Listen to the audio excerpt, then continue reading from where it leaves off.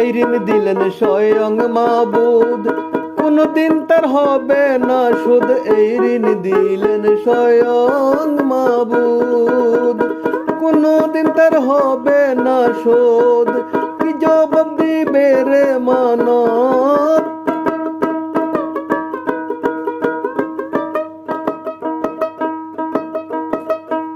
আর কি জবাব দিবে রে মানব হাসরের সেই দিন। ও মানব রে মাঝখানেতে হলো সকল ঋণ, আসা যাওয়ার হলো রে 2 দিন। ও মানব রে মাঝখানেতে হলো সকল ঋণ।